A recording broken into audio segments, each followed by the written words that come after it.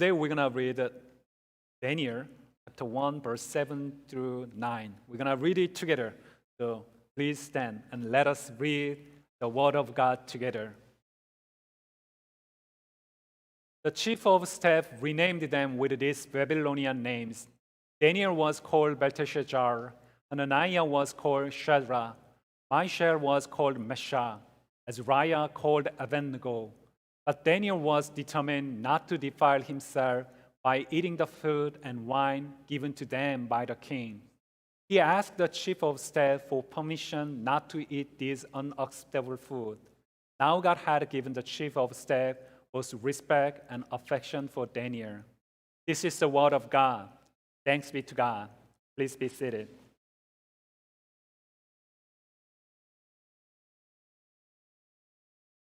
You probably heard this phrase.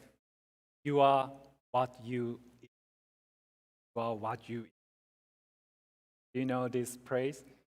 We are what we eat. Do you agree or not? It does not mean that you become a chicken if you eat chicken. It does not mean that. In 1942, the American nutritionist Victor Linda wrote the book, You Are What You Eat. That is the title.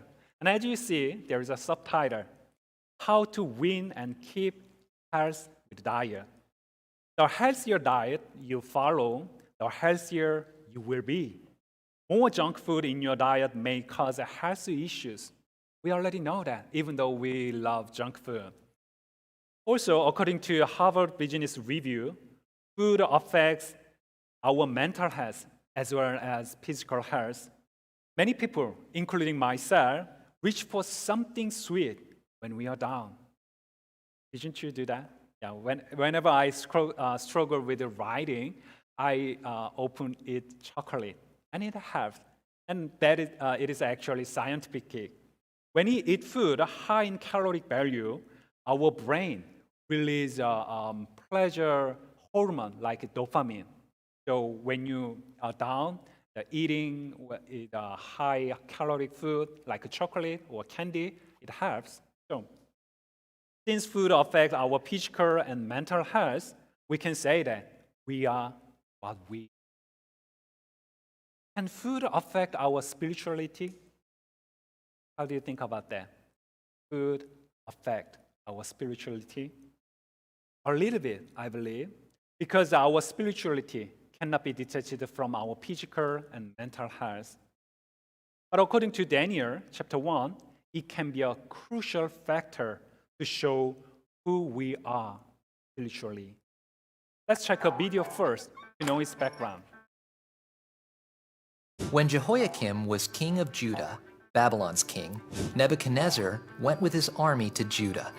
Because God's people had sinned against him, God allowed King Nebuchadnezzar to take over the city of Jerusalem. King Nebuchadnezzar's leaders gathered a group of young men from among the Israelites and brought them to Babylon. The king wanted people who were healthy, handsome, and good learners to serve in his palace. Every day, King Nebuchadnezzar gave the young men special meals. They ate the same food and drank the same drinks that the king ate and drank. They would be trained for 3 years. Then they would be ready to serve the king. 4 of the young men from Judah were different from the others in the group. They worshiped the Lord, the one true God. Their names were Daniel, Hananiah, Mishael, and Azariah. The man in charge of the group gave them new Babylonian names. Daniel's new name was Belteshazzar. Hananiah's new name was Shadrach. Mishael's new name was Meshach. And Azariah's new name was Abednego. Even though Daniel and his new friends weren't in Judah anymore, Daniel wanted to be faithful to God. God's laws told Daniel what he could and could not eat. Daniel was not allowed to eat some of the food that the king gave the young men. Daniel asked the man in charge for permission to eat other foods. Daniel said, "Try this for 10 days. Let us eat only vegetables and drink only water. Then see if we are healthier than the other young men." The guard agreed. At the end of 10 days, Daniel and his friends looked healthier than the young men who had eaten the king's food. After that, the guard allowed Daniel and his friends to keep drinking water and eating vegetables. God was happy that Daniel obeyed him. God blessed Daniel and his friends. He made them wise and smart. They learned lots of new things. God gave Daniel the ability to understand visions and dreams. When their training was over, Daniel and his friends stood before the king. The king saw that they were smarter and stronger than all the other young men. They were even smarter than the wise men who worked for the king. Daniel served the king for many years. So that's a short video about what happened in Daniel chapter 1. So who is Daniel? Who is Daniel? Do you have Daniel? Church name? So, as you saw, he was taken to Babylon as a captive when he was young, and he was not an ordinary boy. Look at verses 3 and 4. Then the king ordered Aspenas, the chief of staff, to bring to Paris some of the young men of Judah's royal family and other noble families who had been brought to Babylon as captives. Select only strong, healthy, and good-looking young men, he said. Make sure they are well-versed in every branch of learning, are gifted with knowledge and good judgment, and are suited to serve in the royal Paris. Train these young men in the language and literature of Babylon. So Daniel, he was from a royal or noble family and was a good-looking. And he might be very wise, and we might say he has a good spec. But despite all that, Daniel was taken as a captive, in other words, as a slave from his country. To make it worse, his identity, Daniel's identity, was denied. Look at verse 7. The chief of staff renamed them with these Babylonian names. Daniel was called Belteshazzar, Hananiah was called Shadrach, Mishael was called Meshach, Azariah was called Abednego. I know many of you have two different names, English name and Korean name. Do you? Do you have both name, English name and Korean name? I don't have an English name, but whenever I introduce myself to Americans, sometimes they have a difficulty to pronounce my name, Kukjin. So I just say, you may call me KJ. Whether people call me KJ or Kukjin or Kujin, yeah, I'm fine with that. Yeah, I'm okay. But for the Israelites, their names are deeply related to their identity. According to Genesis chapter 17, when God changed Abraham's life, God replaced his name from Abram to Abraham. Your name will no longer be Abram, but your name will be Abraham, for I will make you the father of many nations. Every name matters in the Bible.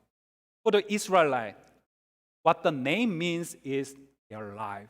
So their names means their identity. But in the book of Daniel, they have to change their identity with their name. Let's take Daniel, for instance. Do you know what Daniel means? I searched how many people use Daniel in America. It is not top 10 list. However, mostly every year, it is between 10 to 15. Many people prefer the name Daniel for their son. So, what is the word Daniel mean? Have you ever thought about that? Daniel? It means God is my judge. So whenever he was called, he and people were reminded that God is Daniel's judge. Daniel belonged to God, and what a good name it is. However, when Daniel was taken and had to live in Babylon, his name was changed to Belteshazzar. The people in Babylon might have a difficulty calling the Hebrew name Daniel, just as Americans have a difficulty to call my name Kukjin.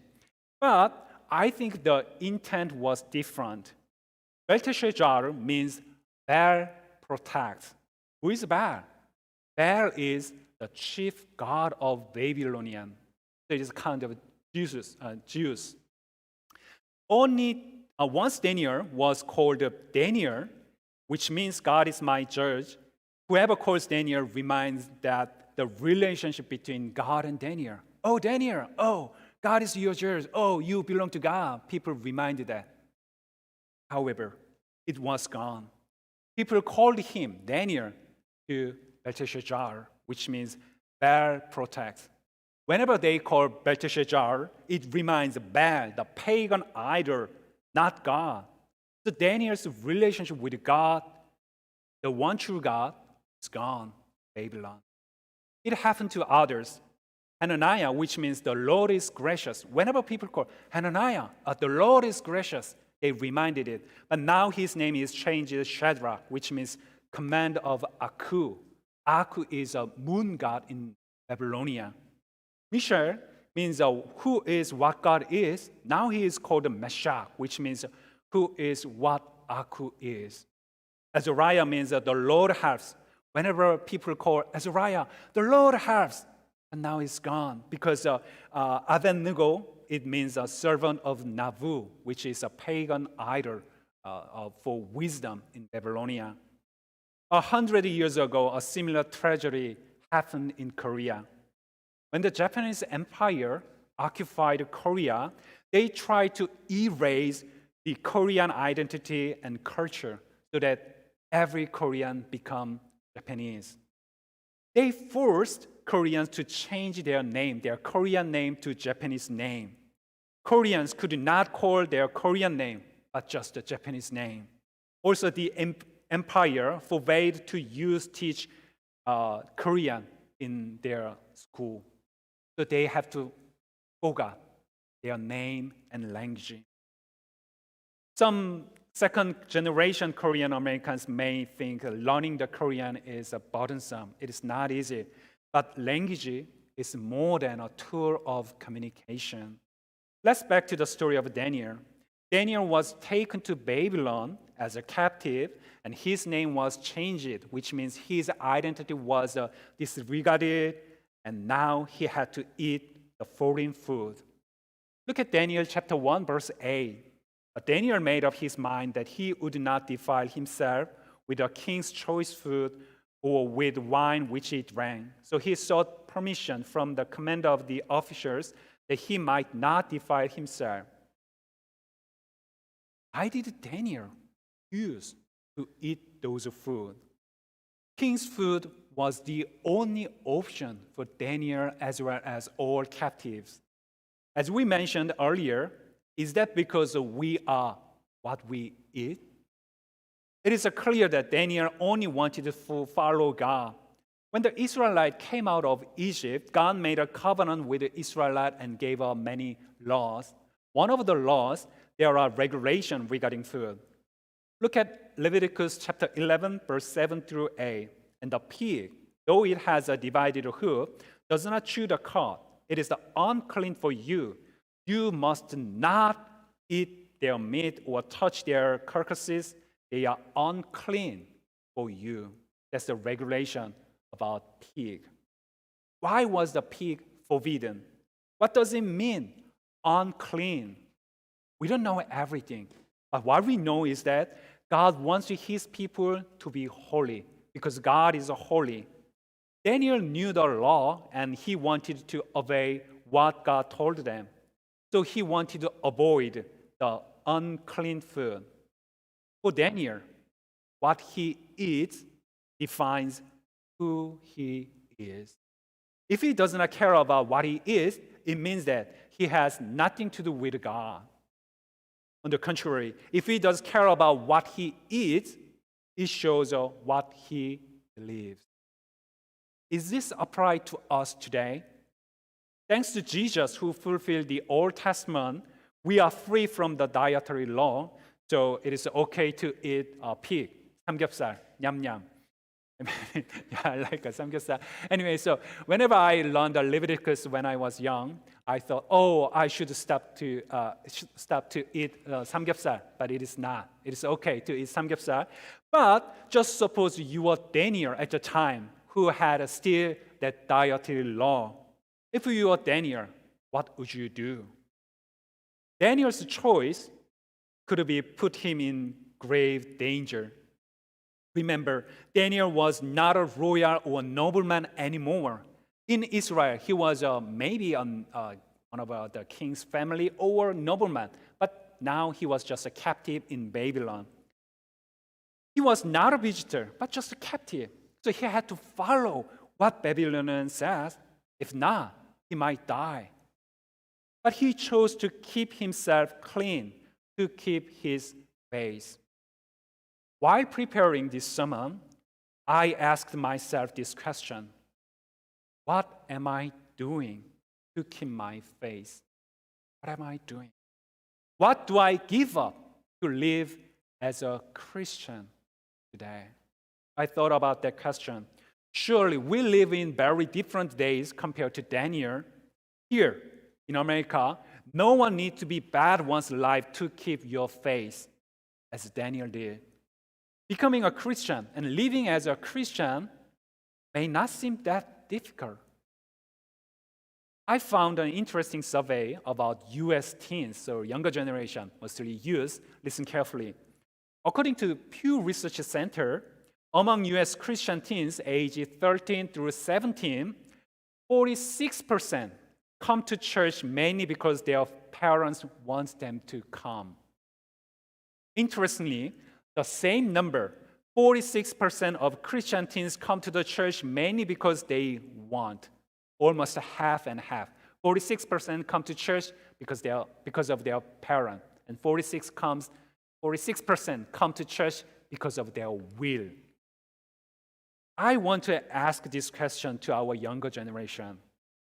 Why do you come to church today? Is it because your parents want to? Or is it because you want to? Whatever it is, you don't need to risk yourself for your faith. It is easy to become a Christian. Just come to church on Sunday. Regardless of whatever you do in your week, if we come to church on Sunday, you are called a Christian. Oh, you go to church, you're a Christian. Isn't it easy to become a Christian? Unfortunately, no, it's not. If you really want to be a Christian and live as a Christian, you have to choose like. When a chief officer brought food, it might be food that the Babylonian used to eat or that the Babylonian want to eat because they were royal food, the food and the wine that king ate. Just think of our culture. Some people admire what celebrity, what influencers have. I don't know how many of you have want to follow that, but some people just want to wear because the celebrity influencer wear, and some people want to eat because some influencer introduced. So I just want to go there. I want to have it. Yeah. Some people might think like Daniel. You are blessed because you have received the royal food. I cannot buy it, but you just receive free. And that is what everyone wants. I envy you. Some people might think like that to Daniel. However, for Daniel, it was just a food that he had to avoid because he believed in God and wanted to live a life that pleases God. So he risked his life to refuse the food, to keep his faith. Think of our culture. There is some culture we can enjoy together. But there are some others that we must be careful of and we must avoid. We cannot make an excuse just because everyone does, because we belong to God, to the world. We have to discern what is good or bad not from our perspective, but from God's perspective, because we belong to God. We are Christians who devoted ourselves to following Jesus Christ. We are saved without any cost because Jesus, He died for us.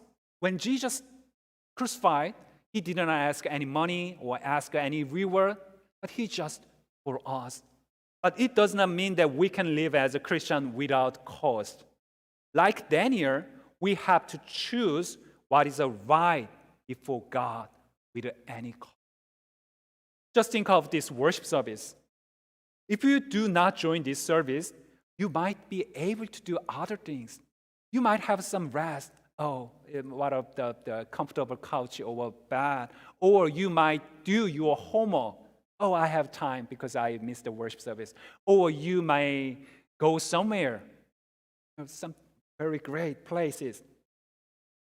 There are many things you might do unless you come here. But you chose to worship God today. You want to give your precious time and you want to give all that you have. That's the reason why you are here. Whether you join in person or online, you are here to worship God. And we have to make that kind of decision in our daily lives because we are called Christian, not only on Sunday, but on every day. So we have to ask this question. Do you have to? Do you have to risk what I can have? Do you have to? Just as the statistic shows, half of the younger generation might think differently. I came here just because my parents forced me to come.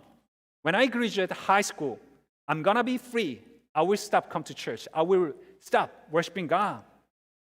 They might think like that. Sadly, half of American young adult Christians tend to stop worship, according to statistics. And as I said, 8% of Korean American young adults, they stop coming to church after graduation.